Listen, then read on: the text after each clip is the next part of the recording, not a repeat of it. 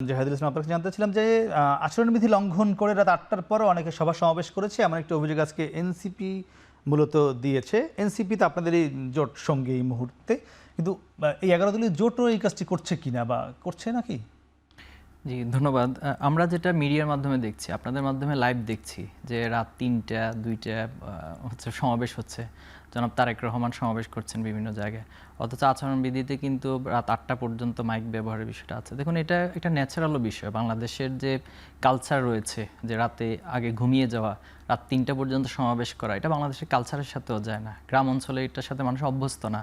তো কিন্তু এটা নিয়ে আসলে মিডিয়াতে কোনো আলাপ আমরা দেখি নাই, অথবা কোনো আলোচনাও দেখি না, এবং নির্বাচন কমিশনও এটা নিয়ে কোনো কথা আমরা দেখি নাই।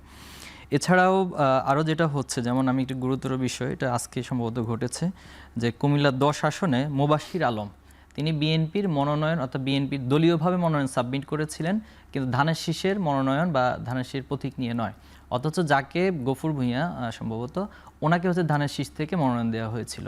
পরবর্তীতে তিনি ওনার দ্বৈত নাগরিকত্ব গোপন করার আদালত থেকে বাতিল হয়েছে। কিন্তু দুঃখের বিষয় দেখুন যে মোবাশ্বির আলমকে এখন ধানের শীষের প্রতীক তারেক রহমান উঠিয়ে দিয়েছে। এই যে রিটার্নিং কর্মকর্তা আজকে দিয়েছে, যাই হোক সেটা দেওয়া হয়েছে, মানে এক ধরনের সেটাই আর কি, এবং সাপোর্ট দিয়েছে ওনার দলীয়ভাবে। এই যে একটা দ্বৈত নীতিমালা, এটা আসলে নির্বাচন কমিশন কিভাবে দেখছেন বা মানুষ কিভাবে দেখছেন আমরা জানি না। তারেক রহমান সাহেবের আরেকটা বড় ইস্যু, তিনি ভূমিকম্প তত্ত্ব নিয়ে এসেছেন সম্ভবত নরসিংদীর বক্তব্যে, যে এটা হচ্ছে জামাতের কার্যক্রমের কারণে ভূমিকম্প, জামাতের শিরকি কার্যক্রমের কারণে। জি জি, এটা এর আগে ঠিক রানা প্লাজাতে সম্ভবত আপনার মনে থাকবে যে ওই সময় তিনি স্বরাষ্ট্রমন্ত্রী ছিলেন, তিনি বলেছিলেন যে এটা শিবির নাড়াচাড়া করে। তো এই যে একটা মানে ভারত্বপূর্ণ ব্যক্তি, দায়িত্বশীল ব্যক্তিদের কাছ থেকে যখন এ ধরনের খুবই ঠুনকো এবং হালকা কথা আসে, তখন আসলে আমরা তরুণ প্রজন্ম হতাশা হওয়া ছাড়া কিছু থাকে না। তো আচরণবিধির যে বিষয়টা, সেটা নিঃসন্দেহে নির্বাচন কমিশন ওনাদেরই দায়িত্ব, ওনারা দেখবেন, এবং রাজনৈতিক দলগুলো সেটা। রাত ৮টার পরে কি জামাত কি করছে না প্রচার? জামাত এখনো পর্যন্ত কোথাও করেছে বলে আমার কাছে তথ্য নাই। আপনার কাছে থাকলে বলতে পারেন, আমি হয়তো সেটা খোঁজ নিতে পারি, বাট আমার কাছে এখন পর্যন্ত কোথাও করেছে বলে তথ্য নেই। জি, তো এই বিষয়গুলো আরেকটা পয়েন্ট আমি একটু আনতে চাই যে 20 সেকেন্ডে। জি, জনাব তারেক রহমান একজন কন্টেন্ট ক্রিয়েটরকে তিনি বলেছেন কিছুদিন আগে দেখা করে তিনি ওনাকে ফলো করেন, অথচ এই কন্টেন্ট ক্রিয়েটর তার কিছুদিন আগে একটা ভিডিও তৈরি করেছেন, তিনি সেখানে বলেছেন যে বিদেশে যারা রেমিটেন্স যোদ্ধা, খুবই নোংরা কিছু শব্দ ইউজ করেছেন। তো এই ব্যক্তিদেরকে তারেক রহমান প্রমোট করছেন, এটা আসলে মানে হতাশ হওয়া ছাড়া আসলে জাতির কিছু করার নেই। তা আমি এই বিষয়গুলো ওনাকে দলীয় নাও জানতে পারেন, দেখবেন, ওনার ভারতটা আরো নিয়ে আসবেন, এবং আচরণবিধির যে বিষয়গুলো আছে এটা অন্তত দলীয় প্রধান হিসেবে ওনার খেয়াল রাখা উচিত। জি, আমি আসবো। একটু জানতে চাই, ওয়াশিংটন পোস্টে সম্প্রতি জামাতকে নিয়ে একটি প্রতিবেদন ছাপা হয়েছে, নিশ্চয়ই দেখেছেন। সেখানে একটি অডিও রেকর্ডের কথা বলা হয়েছে, এবং সেখানে বলা হয়েছে যে জামাত ক্ষমতা আসতে পারে এমন ইঙ্গিত দেওয়া হচ্ছে। বাংলাদেশের কয়েকজন নারী সাংবাদিককে সেখানে বিএনপিকে নিয়ে নেতিবাচক কথাও কিছু বলা হয়েছে, আমরা যতদূর গণমাধ্যমে আমরা পড়েছি। কি মনে হচ্ছে? আবার আজকে একজন জামাতের প্রার্থী বলেছেন যে যুক্তরাষ্ট্র জামাতকে ক্ষমতা দেখতে চায়, একজন এমপি প্রার্থী কোনো একটা অঞ্চলের, এমন কি দেখেন কিনা? ব্যাপারটা হচ্ছে কি, ধরেন আমরা একটা ভয়ের সংস্কৃতির মধ্যে আসলে আমরা বাস করি। পুরো আমাদের যে রাজনৈতিক সংস্কৃতির সাথে একটা ভয়, একটা সম্পর্কিত ব্যাপার। যেমন আপনি গত টার্মে যে প্রশ্নটা করলেন, যে একদম সরাসরি বলেন আপনি কি আওয়ামী লীগকে চাচ্ছেন নির্বাচনে, হ্যাঁ সরাসরি বলেন। এখানে কিন্তু ভয়ের একটা ব্যাপার আছে, আমি কি চাইবো, বলবো তাহলে কি হবে, আমি তো দোষর হয়ে যাব। কিন্তু দেখুন, যখন আওয়ামী লীগ আর জাতীয় পার্টি একটা ছলে বলে প্রতারণার 12 বছর চালালো, পুতুল বিরোধী দল হলো, এবার জামাত 5টি ফ্রন্ট খুলেছে।